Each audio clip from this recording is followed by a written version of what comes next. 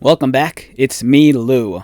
I'm here for another action figure review. Okay, so today will be a special video as we jump into the time machine and travel back a whole 28 years to the year 1997.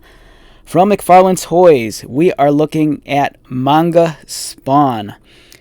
Okay, so in the late 90s, manga and anime was really starting to take off stateside.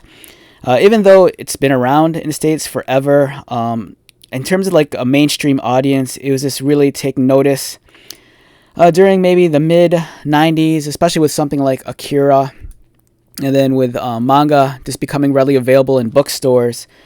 The presence of like Japanese pop culture was, really at the start at its popularity. McFarlane really wanted to capitalize off of that, and they came up with a unique line of action figures. I have some on me right here. They were the Manga Spawn Ultra action figures. So what they did was they would take characters from the Spawn universe and kind of give them the manga anime treatment. Make them look very cyberpunk, very anime influence. There was stuff at the time like Neo Genesis Evangelion that was popular. Stuff like Gundam. And then they take these, Spawn characters and give them very Japanese-inspired designs. Like we have Manga Spawn here, which we're looking at. They made a very cyborg-looking Violator, almost like a Japanese horror kind of manga clown. And then we have the Goddess, and of course the Curse. When I saw this at my local collectible toy store a month ago, I couldn't resist. I had to buy this. Even though I was collecting McFarlane toys during that time period, I never really dabbled in the manga line. It's just now that I'm kind of developing an appreciation for it. And this figure is so wickedly awesome. And it's not complete because I bought this loose. It's missing one of the little claws that attaches to the top. And I think it's also missing an accessory that he wields in this hand. But nonetheless, it's an incredible looking action figure, very anime inspired in its design, as you can see. This really harkens back to like the anime mechs that we used to get in the 90s and early 2000s. Surprisingly, this figure is pretty large as well. This guy stands in at about 7.5 inches. And in terms of his mass, there's just a lot going on. So he is kind of hefty. Here he is next to a standard Marvel Legends figure produced by Hasbro.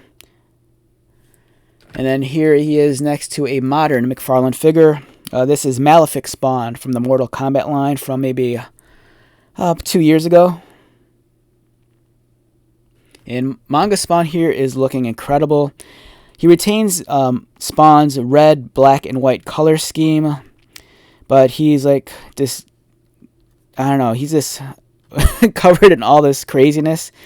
So much interesting design choices going on here. It's like it's almost overkill, but this is really what figures were all about in the 90s. Just over accessorize them, over design them, and just make them look, just really, really cool. So he has these claws that are articulated on this backpack, which is removable. And then you can rotate them, and then even the wings could be moved, and then they could fold. Like I pointed out, mine is missing the top claw right there. And then the figure itself is very impressive. Has some nice jeweler's chain around the waist, a large sword over here, and I believe this sword is removable, but I think over the years it just kind of got melted on and grafted onto the hand. And the wrist is articulated, as are the arms and elbows. And some of these, I believe some of these armor plates are removable, like this. But I don't think that it's intentional. It looks like over time, the glue that held it into place must have worn off. But it's a really slick looking figure. I dig this guy a lot.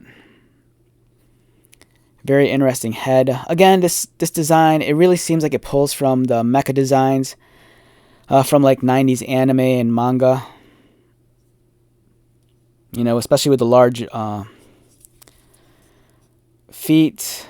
And then there's all sorts of like this like vents and thrusters located throughout. Huge blades.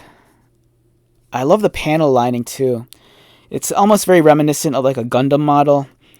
You know, with the black pin lining that just highlights all the different armor elements.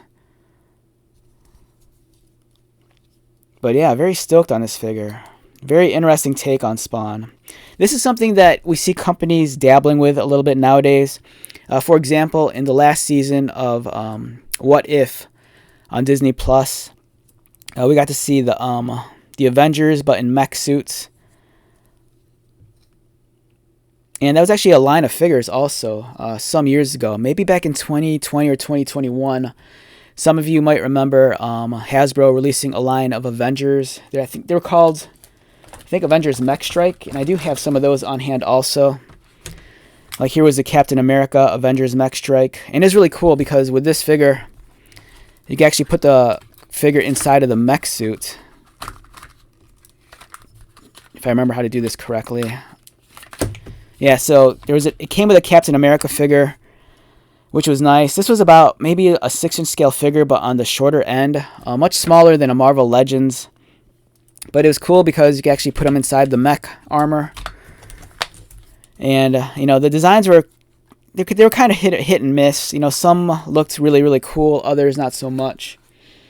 But I love this line, and it's just kind of cool that, you know, that we took Western properties like the Avengers or Spawn and kind of gave it that Eastern flair, you know, giving them a very manga or anime look. And this one was one of my favorites, and I'm so glad that I bought them in 2025.